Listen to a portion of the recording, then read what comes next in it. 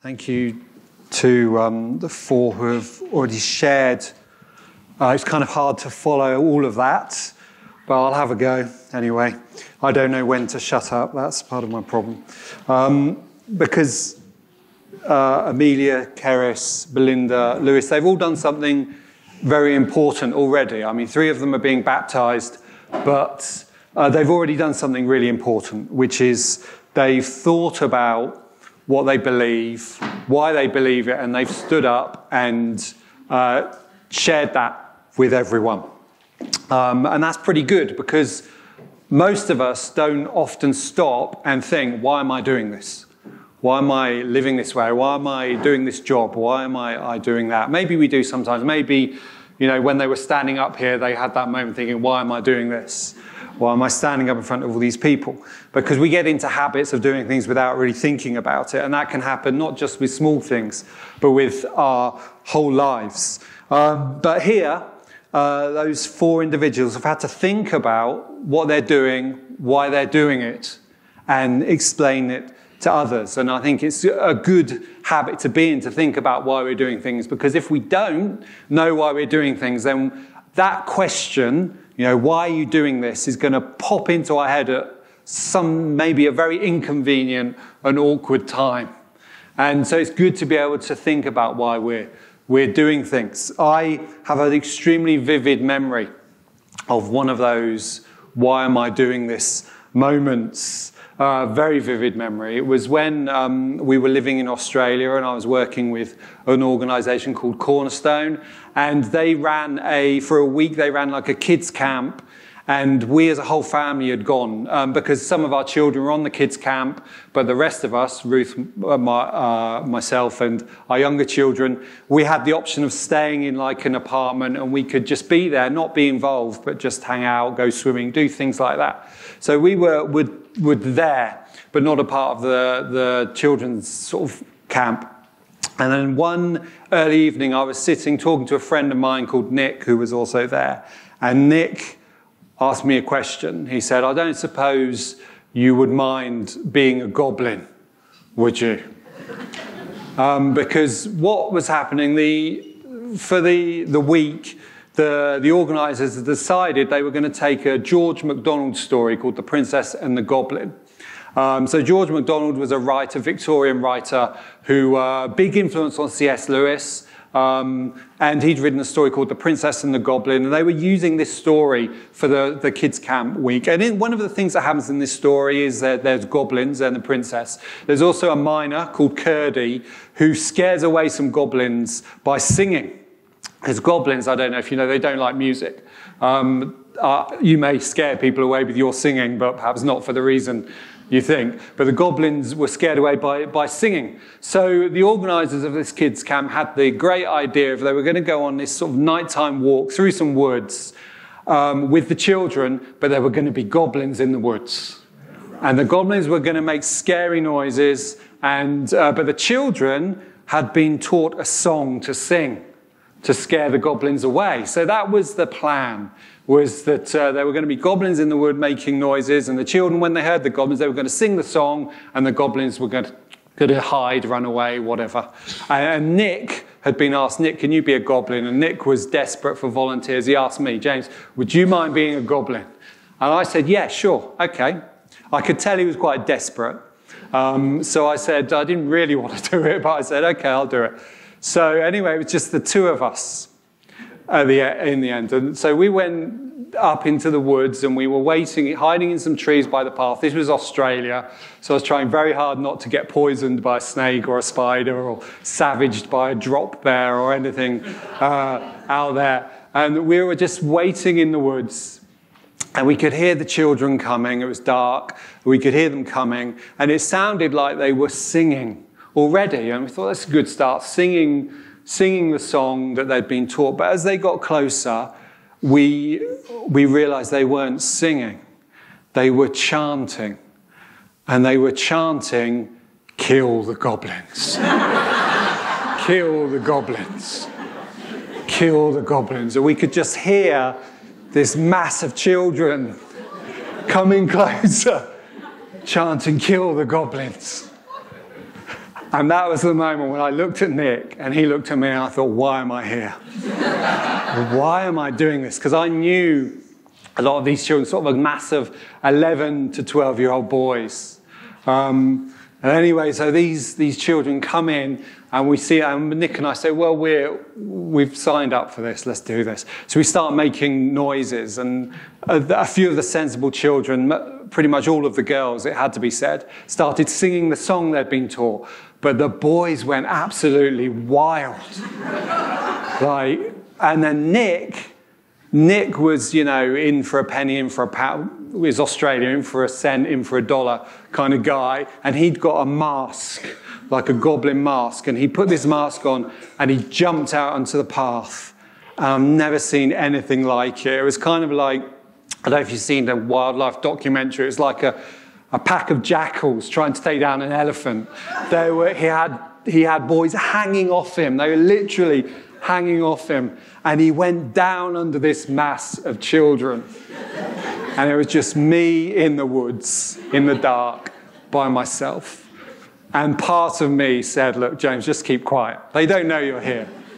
But I felt bad for Nick, so I carried on making I thought they were scary noises, but apparently not, because two of the boys broke away from the group and came into the woods, and one of them picked up a tree branch.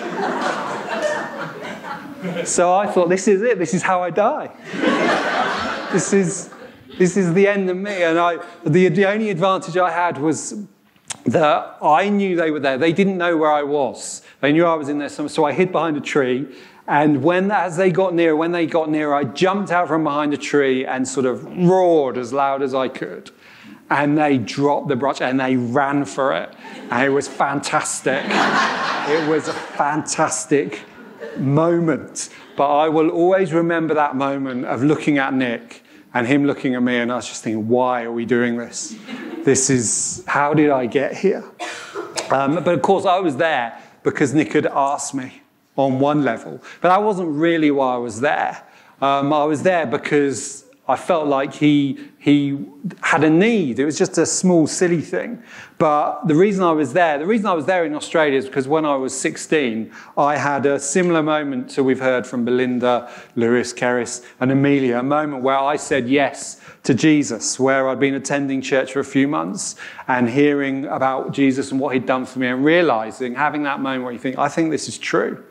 I think this is true, and if this is true, this needs a response of some kind. If Jesus was really God in human form, if Jesus really had died for my sins, I needed to respond to that. And so like we've heard this morning, I had a moment where I said, I'm going to commit to Jesus. I'm going to follow Jesus. I want Jesus in my life. And that has influenced certainly every major decision I've made in my life since that point. But I want it to influence even the small decisions I make, even the minor decisions in my life. Now, we're finally at the passage. We're going through Philippians. We've had a short passage, and I won't talk for too long because you've already had a bunch of really good stuff. But in this passage, Paul is telling the church in Philippi, saying you need to live a certain way. You need to be united. You need to be of one mind. You need to put the needs of others first. You need to have the same attitude that Jesus had. And I think for a lot of people, this is what they think. This is what they think Christianity is, what faith is, what the Bible is. It's people who lived a long time ago telling us how to live, saying you need to be a better person. You need to do this. You need to do that. You need to be more like Jesus.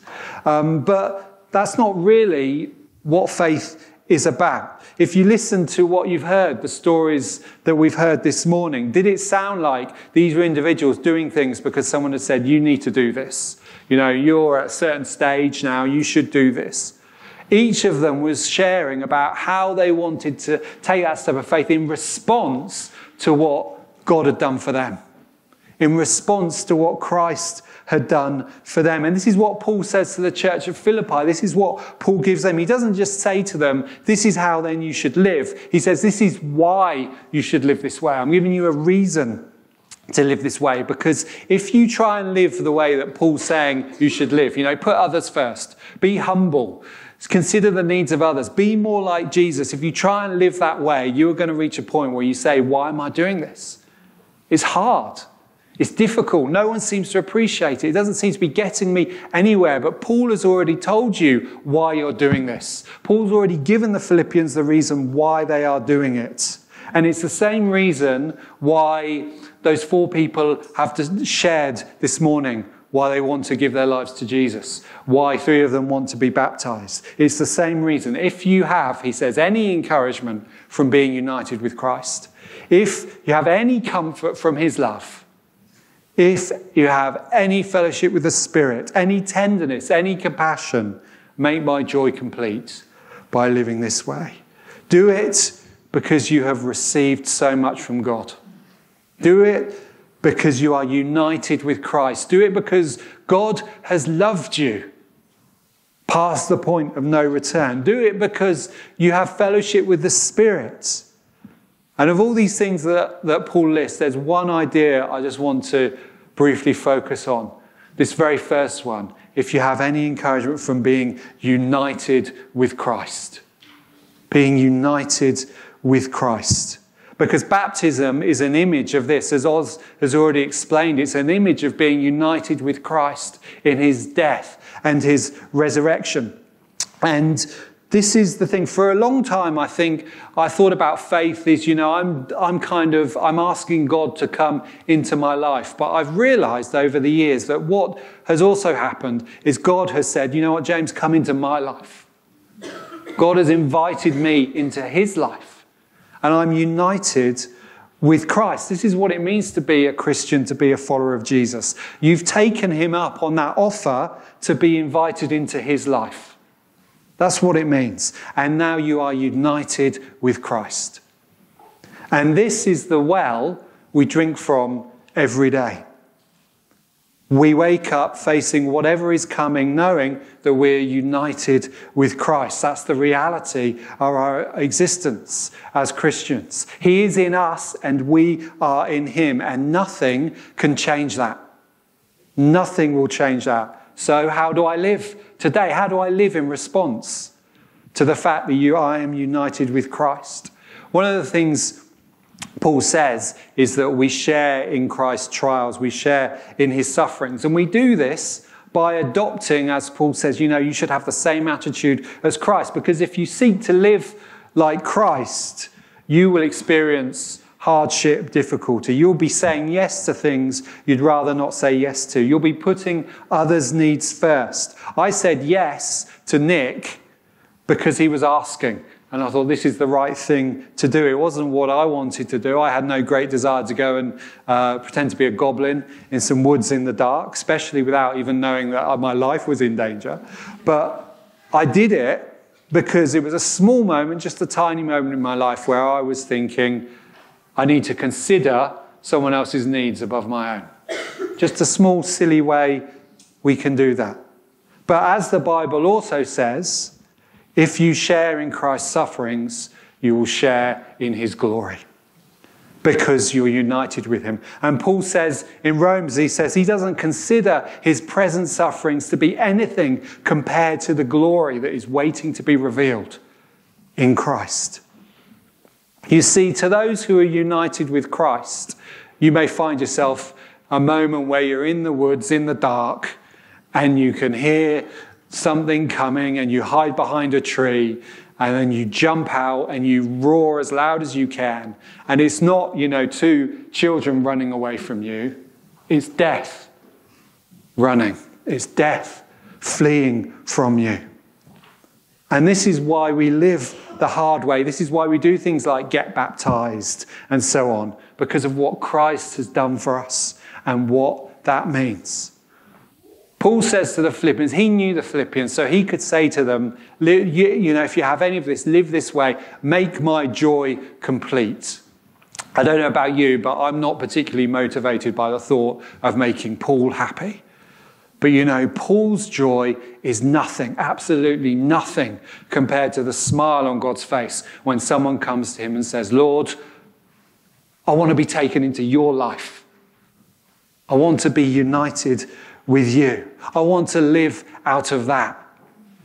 God's joy, God's delight is infinite when we come to him and say, Lord, I want to live in such a way that when someone asks the question, whether it's myself or whether it's someone around me, someone asks the question, why are you doing this? Why are you living this way? Why are you being baptized? Why are you seeking to get on with people you have nothing in common with? Why are you putting others' needs before your own?